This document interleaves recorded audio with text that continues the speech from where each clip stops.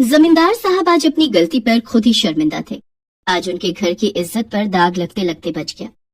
चौधरी साहब, हमने ब्लैकमेल करने वाले दोनों गुंडों को पकड़ लिया है। वो गुंडे वीरपुर गांव पर बहुत समय से नजर रखे हुए थे और वो ये भी जानते थे कि वीरपुर गांव की औरतें खुले में नहाती हैं। पर हमें खुशी है कि आपकी छोटी बहू सुधा ने जो हिम्मत दिखाई और उन बदमाशों के खिलाफ हमारे पुलिस थाने में रिपोर्ट लिखवाई, उसकी हमें दाद देनी होगी। अच्छा चौधरी साहब, मैं चलती हूँ, नमस्ते। मैंने आपको कितनी बार समझाया था, घर की बहुओं का खुले में नहाना ठीक नहीं, पर आप नहीं माने। अब कुछ भी हो जाए, मैं अपनी बहुओं के लिए घर में गुसलखाने की व्यवस्था जरूर करूंगी। वीरपुर गांव जहां घरों में गुसलखाने की व्यवस्था नहीं थी, इसलिए गांव की औरतें खुले में नहाने को मजबूर थी। अरे नई बहू, सोकर उठी नहीं क्या? स्नान के लिए नदी पर जाना है। बड़ी भाभी, नहाने के लिए नदी पर? लेकिन यूं खुले में नहाते हुए कोई देख लेगा तो? हाँ सुधा, इस गांव में औरतें खुले में ही नहाती हैं और वैसे भी गांव के लोगों को पता है कि जिस समय गांव की औरतें नदी पर नहाने जाती हैं, उस समय गांव के मर्द नदी के आसपास भी नहीं फटकते। अच्छा अब देर मत करो, वैसे भी नदी किनारे इस समय सुनसान होता है, हम जल्दी से नहाकर आ जाएंगे। मालिनी और सुधा नदी पर नहाने के लिए जाती हैं। गांव की बहुत सी औरतें पहले ही नदी पर नहा रही थी। सुधा को बहुत शर्म आ रही थी। मालिनी भाभी, ये तो बहुत अजीब लग रहा है, अगर किसी ने हमें देख लिया तो हमारी इज्जत तो मिट्टी में मिल जाएगी।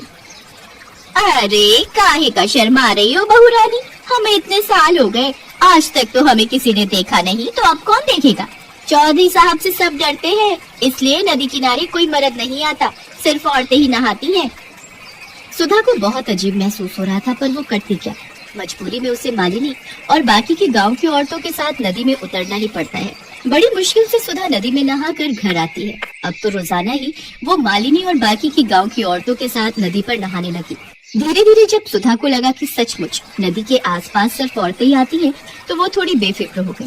पर एक दिन जब सब बहुएं नदी पर नहा रही थी, मालिनी भाभी, लग रहा है कोई हमें देख रहा है। नहीं तो तुम्हारे मन का वहम है, लगता है तुम्हारा डर अभी तक नहीं गया है। चलो जल्दी से नहा लो, फिर घर चलते हैं। अगले दिन भी सुधा को ऐसा ही महसूस हुआ। मालिनी भाभी, मैं कह रही हूँ ना कि कोई है जो हमें देखता है, मुझे बार बार गलत महसूस नहीं हो सकता। अरे बहू रानी, तुम बेकार में ही डर रही हो, किसी की इतनी मजाल नहीं जो हमें नहाते हुए देख ले।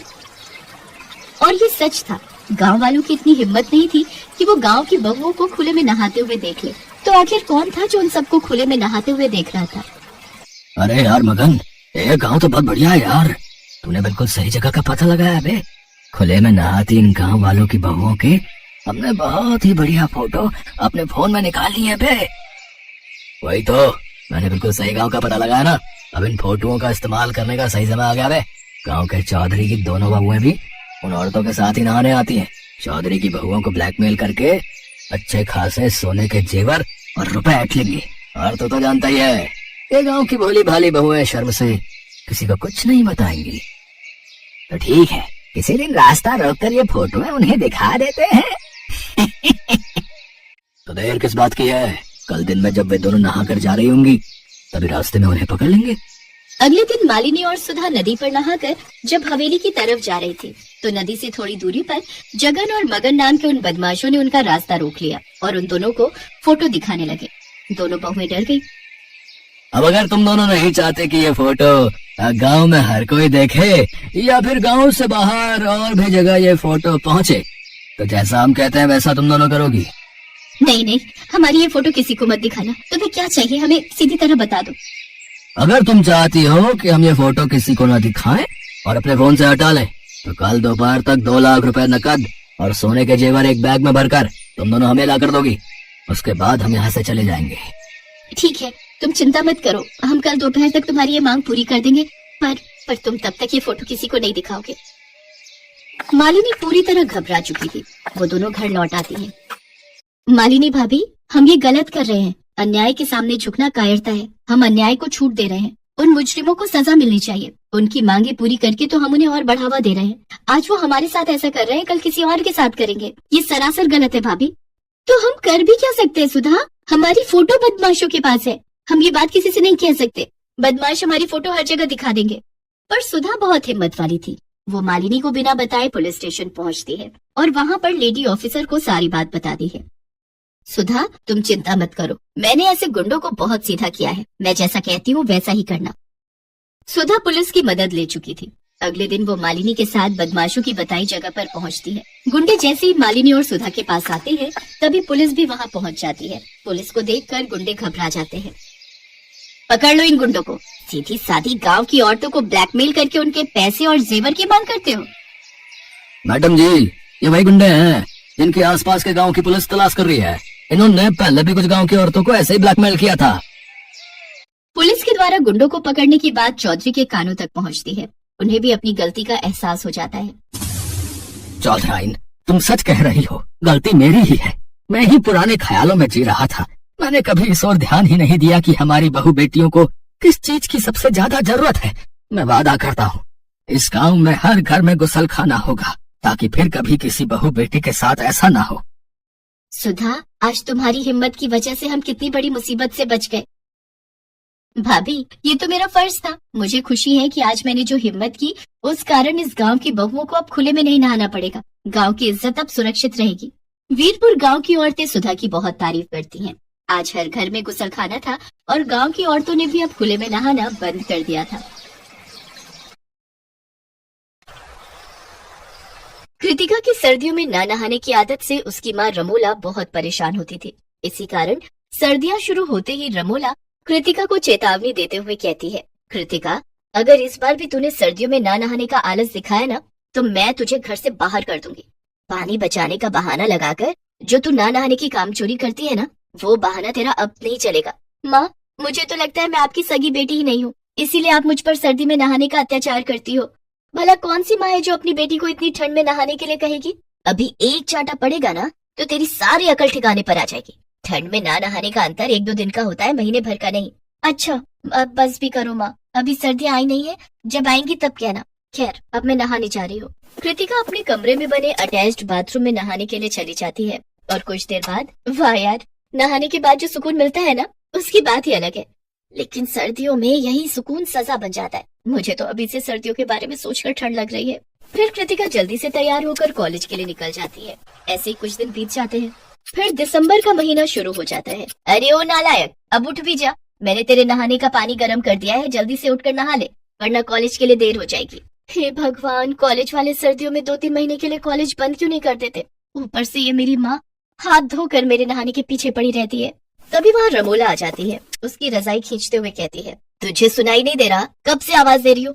जल्दी से उठ जा, नहा ले, पानी ठंडा हो जाएगा। इसके बाद कृतिका बुरा सा मुंह बनाकर बाथरूम में चली जाती है। तभी उसे एक तरकीब सूझती है और वो बाल्टी का सारा पानी जमीन पर गिरा देती है और नहाने का ड्रामा करते हुए कहती है, ओह, माँ, मेरी माँ, कितनी ठंड है, कितनी ठंड लग रही है नहाते हुए। तभी बाहर खड़ी रमोला सब सुन रही होती है और जोर से चिल्लाते हुए कहती है, अरे बेवकूफ लड़की, नहाना नहीं था तो पानी तो रहने देती, सारा का सारा पानी जमीन पर गिरा दिया। बेवकूफ, कम से कम मेरे नहाने के ही काम आ जाता, लेकिन नहीं, मैडम को तो ड्रामा करना है नहाने का।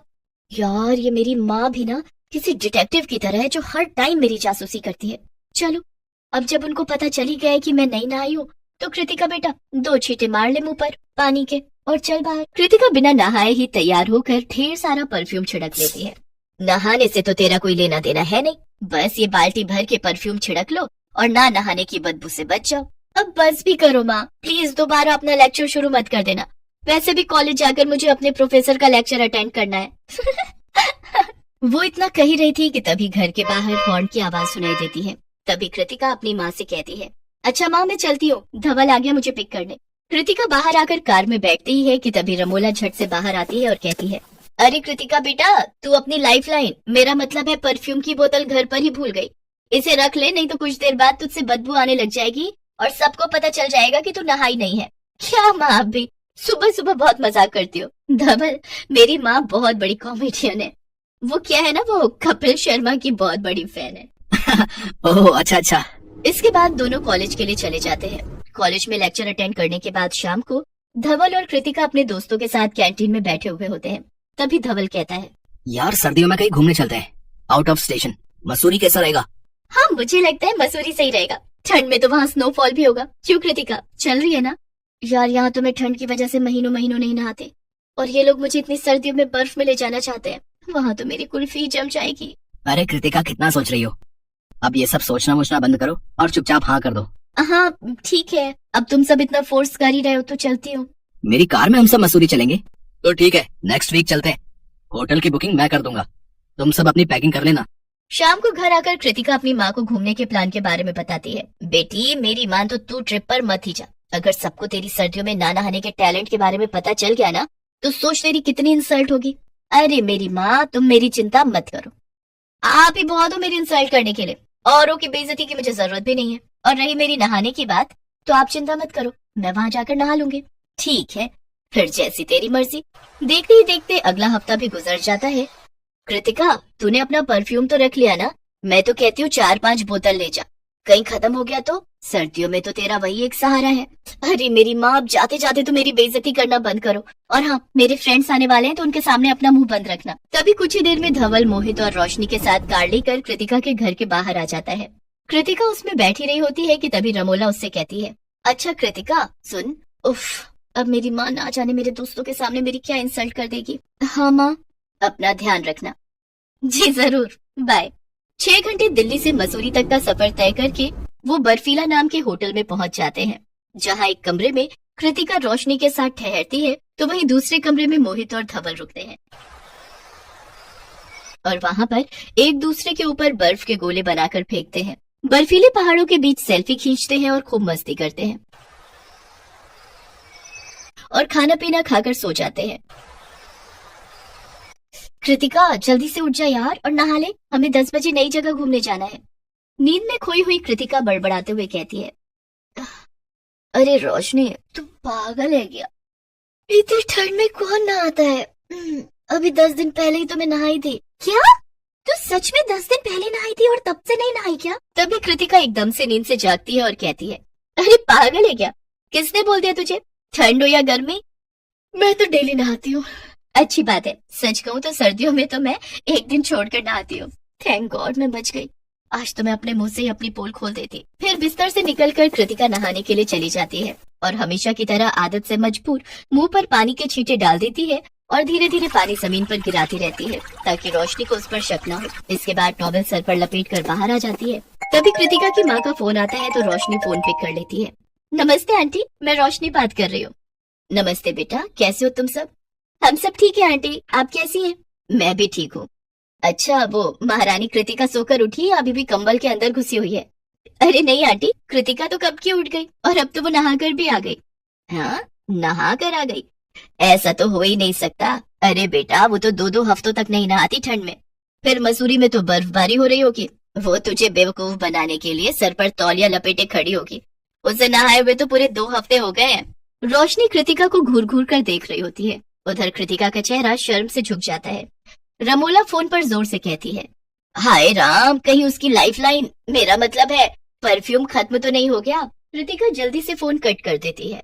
हाय यार कृतिका, तू 2-2 हफ्तों तक नहीं नहाती। छी, कैसी है यार तू, इतनी गंदगी में रहने वाली। मुझे नहीं रहना तेरे साथ, गंदी कहीं की। ऐसा नहीं है यार, तू मेरी बात तो सुन। इतना कहकर रोशनी उस कमरे से बाहर निकल जाती है। बेचारी कृतिका, उसको लगा था माँ मसूरी में नहीं है तो मेरी बेइज्जती भी नहीं होगी, लेकिन ऐसा भला कैसे हो सकता था। इस ट्रिप पर भले ही कृतिका की इंसल्ट हो गई और उसका टॉप सीक्रेट सबके सामने आ गया, पर उस दिन के बाद से कृतिका चाहे गर्मियां हो या सर्दियां हर रोज नहाने लगती है।